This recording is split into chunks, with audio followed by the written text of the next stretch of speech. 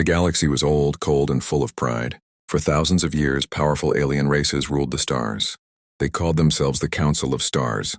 Their ships were fast, silent, and deadly. Their weapons could burn planets to ash in minutes. They had seen many worlds rise and fall. Most of them bowed quickly. The Council loved to watch new species discover space. It was their favorite game, finding primitives and laughing at them. One quiet blue planet caught their attention. It was called Earth. Humans lived there. They had only just left their atmosphere with small, slow rockets. No hyperdrives. No energy shields. No plasma cannons. To the Council, humans looked like children playing with sticks. The scouts sent tiny drones to watch. They recorded everything: wars on the ground, loud arguments between nations, cities full of smoke and noise. The aliens shared the videos across the galaxy. Billions of beings laughed together. "Look at them," one alien captain broadcasted. "They still use metal bullets and burning fuel. They fight over dirt and water. Pathetic." Another race, the tall and elegant Vorin, added their own joke. "They think they are alone in the universe. Let's give them a little surprise." A small Council scout ship, the Star Whisper, was sent closer. It was not a warship, just a shiny silver orb with sensors and cameras. The captain, a blue-skinned creature named Kale Vor, sat in his chair with a smile. "Let's poke the ants and see if they bite." The Star Whisper entered Earth's orbit at night. It stayed high, invisible to normal eyes. Below, cities glowed like tiny fires. Kale Vor zoomed in on one place, a country called America. He saw roads full of cars, people walking under bright lights, and strange metal birds flying in the sky. He laughed again. Primitives. "They have no idea we are here." But humans were not completely blind. Deep under a mountain in a secret room, red lights flashed. A young soldier named Alex Carter stared at a large screen. He was 28, tired from long shifts but sharp. The screen showed a strange object in the sky. It did not move like any satellite or plane. It gave off no radio signals humans knew. Alex's commander, a stern woman named General Ruiz, stood behind him. "What is it?" she asked quietly. "Not ours," Alex said. "Not anyone's we know." The room was silent except for the hum of machines. Everyone felt the same cold fear. For years, governments had kept secrets. They had watched the skies. They had built things in the dark. Things the world was not supposed to know about. Now, the moment had come. General Ruiz spoke into her radio. "All stations, code black. Unidentified object in low orbit. Prepare defensive systems. Do not fire unless ordered." Alex's hands shook a little as he typed commands. He had trained for this, but training never felt real until now. Outside, the night sky looked peaceful. Families slept. Children dreamed. No one knew that a silver orb from another world was watching them like insects. Up on the Star Whisper, Kale Vor grew bored. "Let's send a message," he said. "Something simple. Let them know who owns this galaxy." The ship opened a channel. A deep, calm voice filled every radio, every phone, every screen on Earth that was turned on. "People of Earth, this is the Council of Stars. Your world is now under observation. Surrender your weapons and your leaders. Join us as workers. Resist, and we will remove you. You have one cycle of your moon to decide." Panic exploded across the planet. News channels screamed. People ran into streets. Leaders shouted in hidden bunkers. But in the mountain base, Alex and his team did not panic. They worked faster. General Ruiz looked at Alex. "You ready?" Alex nodded. "The cannon is charged. We just need the order." High above, Kale Vor leaned forward. He saw small flashes on the surface. Tiny rockets? Toys? He smiled wider. "Look, the ants are angry. Let's see how hard they can sting." He gave the order to lower the ship. Closer, much closer. The Star Whisper dropped through the clouds, glowing softly. It hovered over the same mountain where the humans waited. Alex stood at the control panel. His finger rested on a red button. Sweat ran down his face. The alien ship filled the screen. Huge, perfect, impossible. General Ruiz took a slow breath. "They think we're nothing. Let's show them they're wrong." She looked at Alex. "Fire when ready." The room held its breath. Outside, the night was still. The stars watched silently. 1 second passed. 2. Then Alex pressed the button. A low rumble shook the mountain.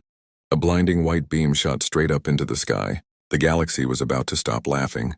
The white beam from the mountain struck true. It punched straight through the belly of the Star Whisper. Metal screamed as the alien ship split open like a cracked egg. Blue fire bloomed in the night sky, bright enough to turn darkness into day for a few terrible seconds. Chunks of the ship rained down across the valley, some burning, some still glowing with strange light. The explosion echoed for miles.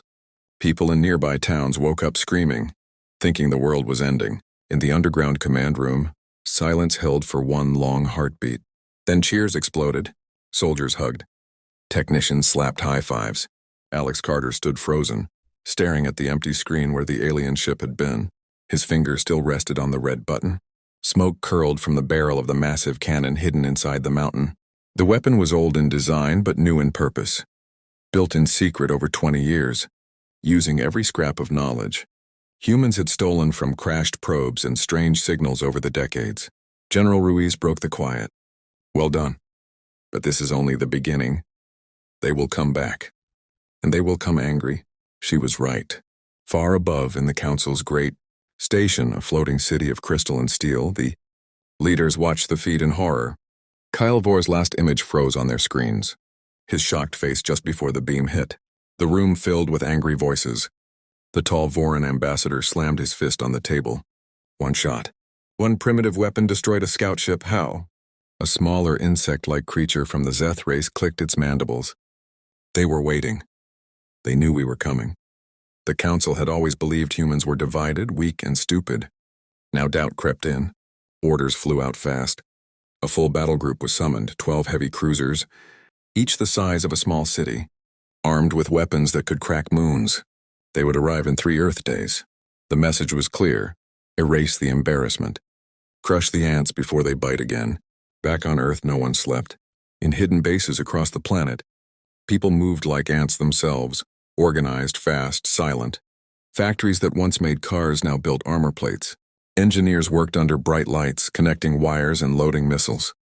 In the ocean, submarines rose to the surface, carrying new payloads, rockets. Tipped with something the aliens had never seen, human-made antimatter charges, tiny but vicious. Alex was sent to a forward base in the Arctic. Snow bit his face as he stepped off the transport. A team waited for him, 10 soldiers, all volunteers. Their leader was a short woman with hard eyes named Lena. She handed him a tablet. "New orders," she said. "We're not waiting for them to land, we're going up." Alex looked at the screen.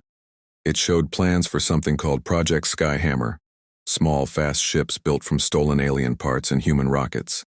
They were ugly, patched together, nothing like the smooth Council cruisers, but they were fast. And they carried teeth. Lena pointed to a countdown. 2 days until the fleet arrives. We launch at dawn. Our job is simple. Hit the lead ship before it can fire on the planet. If we fail, Earth gets glassed. Alex swallowed. And if we succeed? Lena gave a thin smile. Then maybe they think twice. That night, in the freezing hangar, Alex helped load the Skyhammer. The ship looked like a bullet with wings. Black, scarred, bristling with launch tubes. Inside, the cockpit was cramped. Screens flickered with data. Alex sat in the gunner's seat. His hands were steady now. Fear was still there, but it had turned into something sharper. Outside, the aurora danced green and purple across the sky. Beautiful, peaceful, a lie. Lena's voice came over the comm. They think we're primitives because we bleed and die easy, but they forgot one thing. She paused. Primitives fight dirty, and we've been fighting dirty for thousands of years. Alex looked out the small window. Stars stared back, cold, endless, full of enemies. Somewhere out there, 12 warships were coming. Each one carried enough fire to burn cities in seconds. The Council laughed no more. Now they wanted revenge. In the command center far below, General Ruiz watched the same stars. She spoke to no one in particular. They poked us, we stung. Now let's see how loud they scream when we bite. Dawn came slow and gray. Engines roared to life. The Skyhammer lifted off, shaking snow from its hull. Alex gripped the controls. His heart hammered. The galaxy was about to learn. Never underestimate a cornered human. High above, the first Council cruiser dropped out of hyperspace. Its sensors swept the blue planet. They were coming. And Earth was waiting. The Skyhammer shot upward like an arrow released from a bow. Its engines roared, shaking the cold Arctic air. Alex gripped the gunner's seat so hard his knuckles turned white.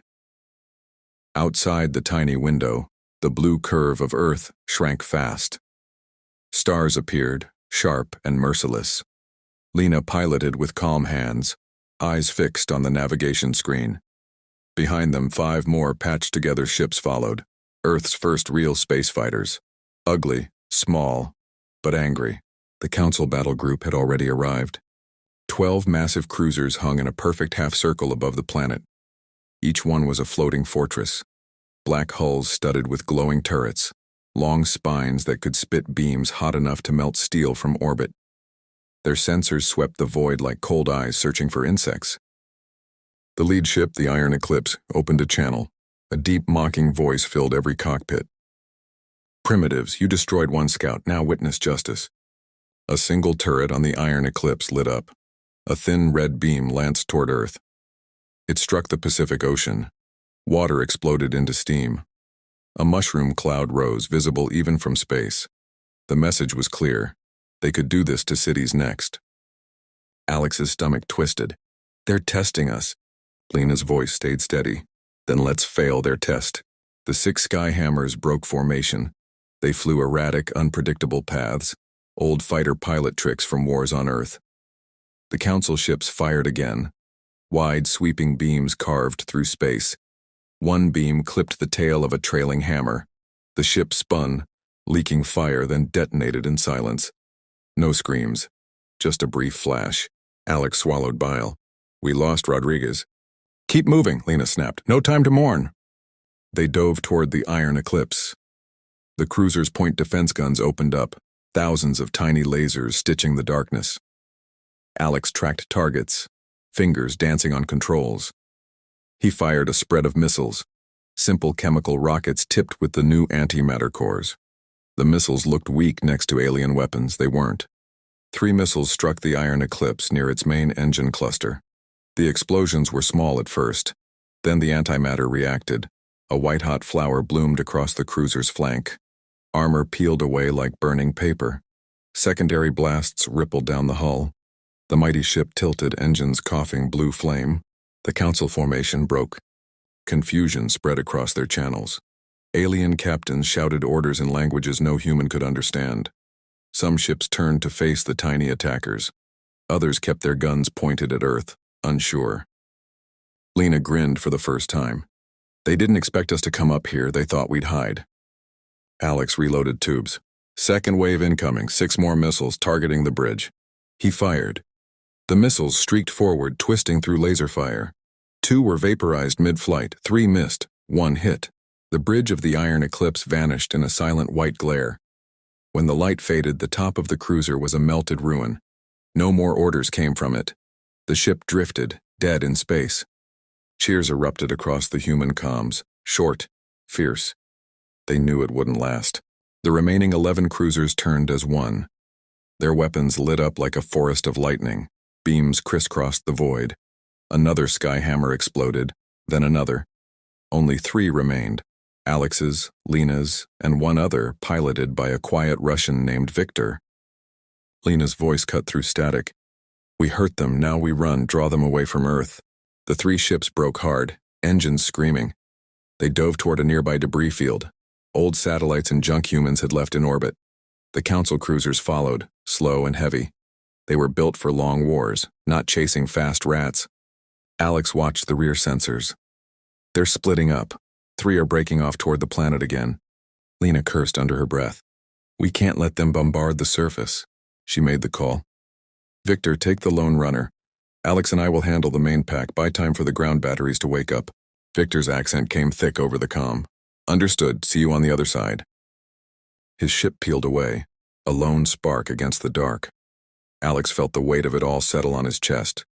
Earth was still below, cities full of people who had no idea how close they were to fire. Lena looked at him. "Ready to make them regret coming here?" Alex nodded once, born ready. The 2 remaining Skyhammers turned back toward the enemy. Engines flared, guns charged.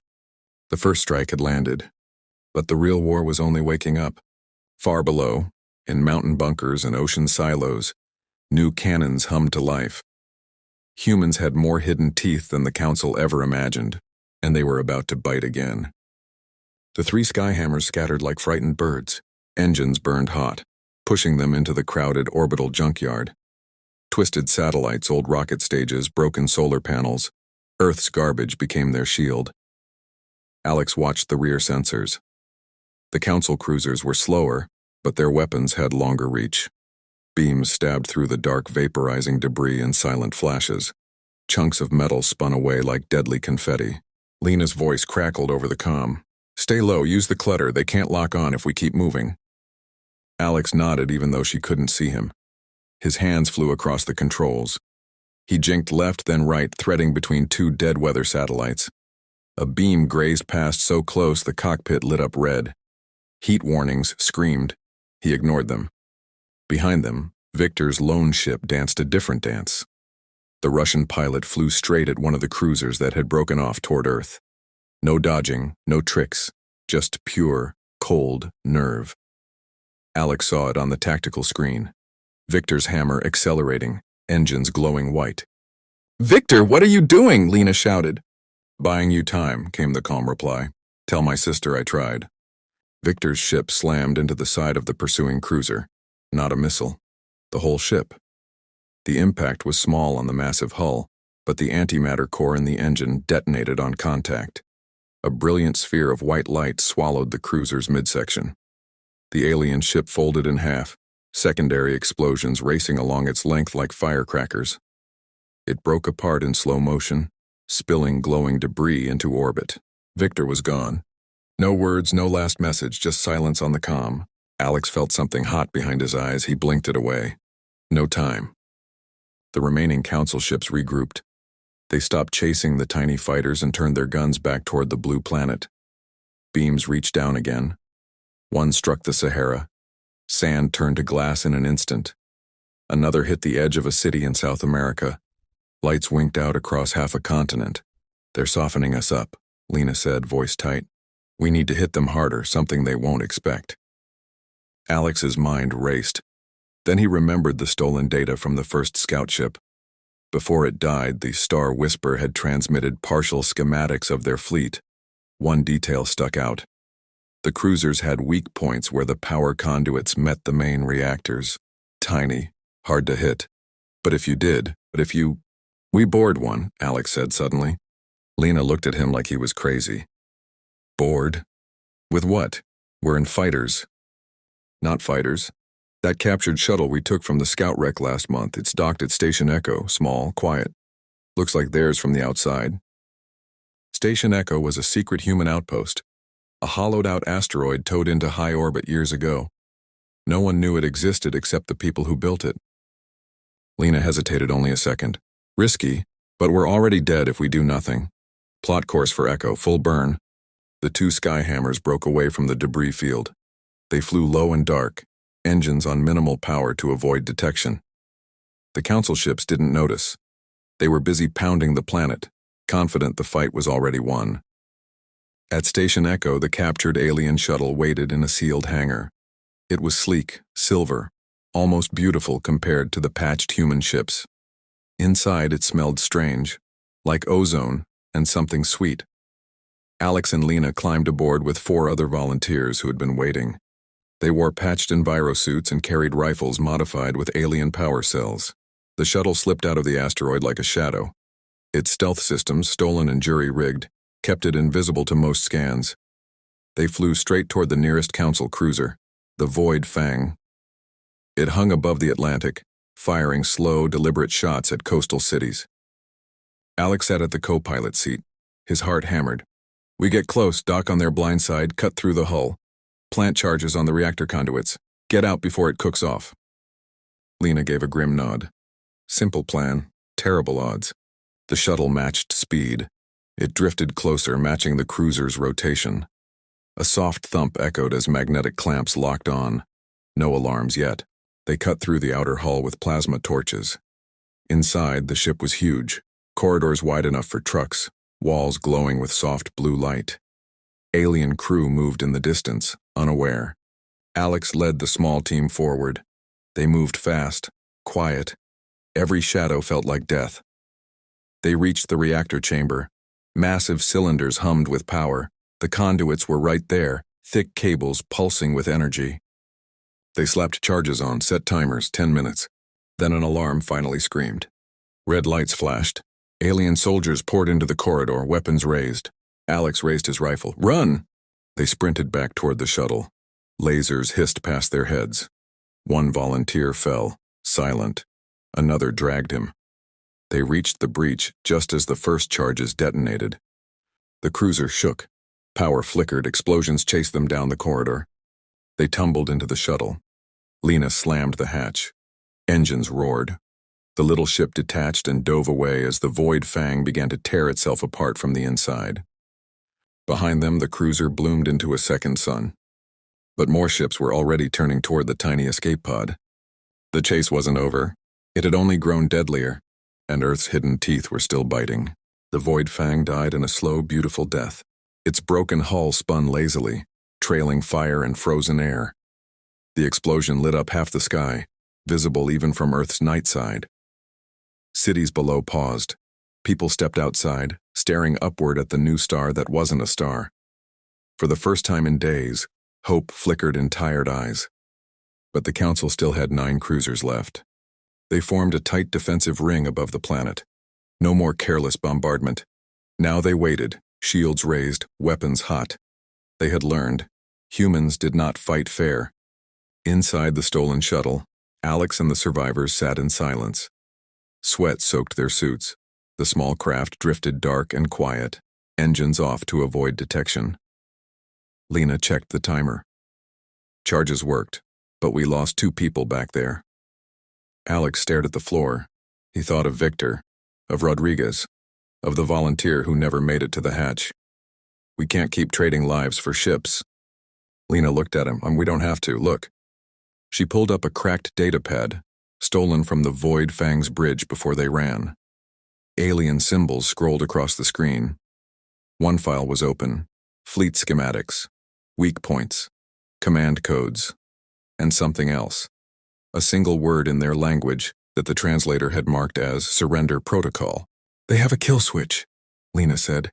If the flagship goes down, the whole fleet can be ordered to stand down, but only the Admiral's personal code can trigger it. Alex frowned. So we need to capture the Admiral, or trick him into using it, Lena said. We have their codes now. We can fake a priority signal, make them think the Admiral is giving the order. It was insane. It was perfect. They flew low, hugging the dark side of the moon. The Council fleet didn't see them. They were too busy watching Earth. On the planet, factories worked day and night.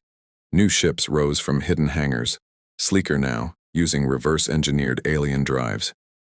Ground batteries upgraded with captured plasma coils. Submarines launched stealth missiles into orbit. Humans had spent years preparing for a war they hoped would never come. Now the war had come, and they were no longer primitives. Alex's shuttle docked at a new human station, a converted mining rig hidden in lunar craters. Inside, General Ruiz waited. Her face looked older, but her eyes burned. You brought us a gift, she said, nodding at the datapad. We brought a chance, Lena corrected. They worked through the night. Engineers patched the stolen codes into human transmitters. Linguists refined the alien voice patterns. By dawn, they had it. A perfect fake transmission from the Council flagship, Night Reaver. The command ship that still floated untouched at the center of the enemy ring. The signal went out on all channels. Admiral Corveth to all vessels. Priority override, ceasefire, return to staging coordinates. The primitives are broken. No further action required. For several long seconds, nothing happened. Then one cruiser turned away, then another. Confusion spread across the fleet. Alien captains argued, some obeyed, some hesitated. The ring broke apart. Alex watched from the lunar station, his breath caught. It's working. Not completely. The Night Reaver itself stayed in place. Its admiral had not been fooled for long. Sensors swept the moon. A single beam lanced out, straight toward the hidden station. General Ruiz shouted, "Evasive!" The station shook. Rock cracked. Emergency bulkheads slammed shut. The beam missed by meters, gouging a black scar across the lunar surface. "They know we're here," Lena said. Alex grabbed his rifle. "Then we go to them." A new plan formed fast. The shuttle was refueled. Volunteers loaded up, more now, faces hard with purpose.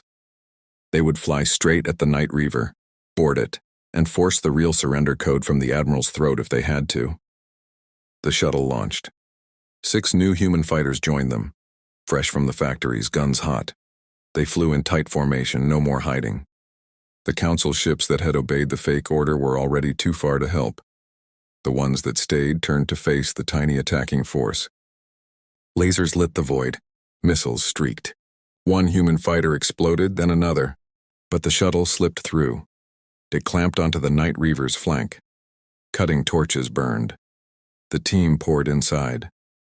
Corridors rang with gunfire. Aliens fell, humans bled. Alex led the charge toward the bridge. Every step felt like the last. Behind them, the battle raged. Human ships pushed forward, using every trick they knew. The tide was turning, not because they were stronger, but because they refused to break. On the bridge of the Night Reaver, the Admiral waited, tall, armored, furious. Alex kicked the door open, rifle raised. The final fight was about to begin, and Earth's heart beat stronger than ever. The bridge of the Night Reaver was wide and cold. Blue light pulsed along the walls. Alien officers stood frozen, weapons half raised.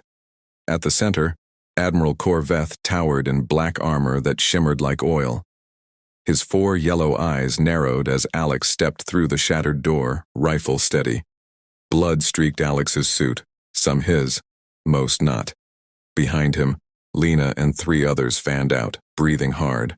No one spoke for a long moment. Only the distant rumble of battle vibrated through the deck. Corveth's voice rolled out, deep and slow. "You are the primitives who refuse to die." Alex kept the rifle aimed at the Admiral's chest. "We're the ones still standing, that's enough." The Admiral tilted his head. "You boarded my ship, killed my crew, used our own codes against us. Impressive, for animals." Lena stepped forward. "We're not here to talk about respect. We're here for your surrender code. Give it, or we take the bridge and burn this ship from the inside." Corveth laughed, a low scraping sound. "You think you can force me? My fleet still outnumbers you. One word from me, and your world becomes ash." Alex glanced at a side screen. Outside, the battle still raged. Human ships, small, patched, fierce, darted between the remaining Council cruisers. Explosions bloomed like flowers. One enemy ship listed, engines dark. Another turned to flee. The fake signal had broken their formation. Doubt had spread like poison. "You're losing," Alex said quietly. "Look." Corveth looked. His eyes widened just a fraction. Alex continued. "Your soldiers hesitate. Your captains question orders. You taught the galaxy to fear the Council. Now the galaxy watches humans fight, and win. If you give the order to keep fighting, your empire cracks. If you surrender, you save what's left."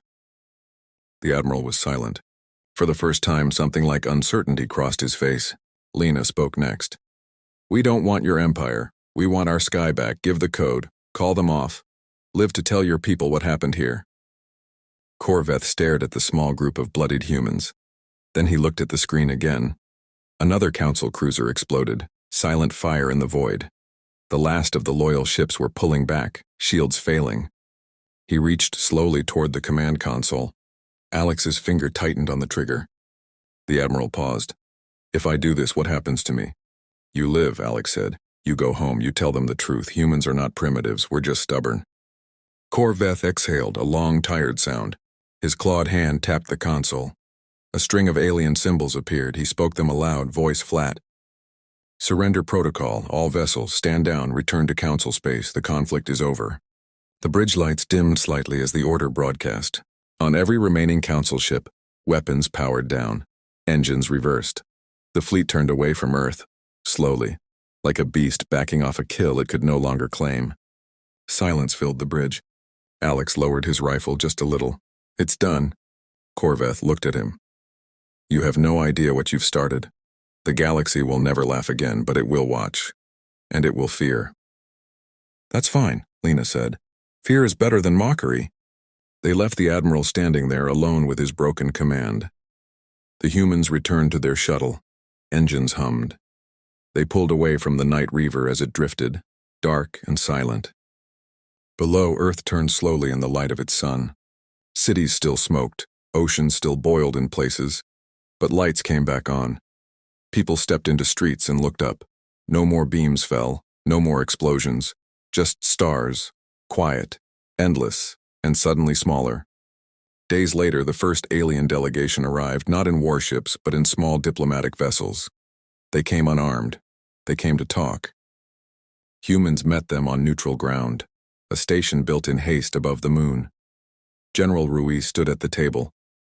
Alex stood beside her, still in the same scarred suit. The council ambassador, a thin, silver-skinned being, spoke first. We underestimated you. That ends today. Ruiz nodded once. Good, then let's start simple. You stay out of our system, we stay out of yours unless invited. The ambassador agreed. Word spread fast. Across the galaxy, alien races whispered new stories. Not of primitive apes with sticks, but of a small blue world that bit back, hard, that refused to kneel, that turned fear into respect with blood and fire. Alex stood on the station's observation deck afterward. Earth glowed below, bruised but alive. Stars stretched out forever. Lena joined him. Think it's over? Alex shook his head. No, it's just beginning, but now they know our name. Somewhere far beyond the rim of known space, new eyes already watched. Curious, careful, not laughing. The galaxy had learned its lesson. Never underestimate a species that looks up at the sky and decides it belongs there. And humans had only just started climbing,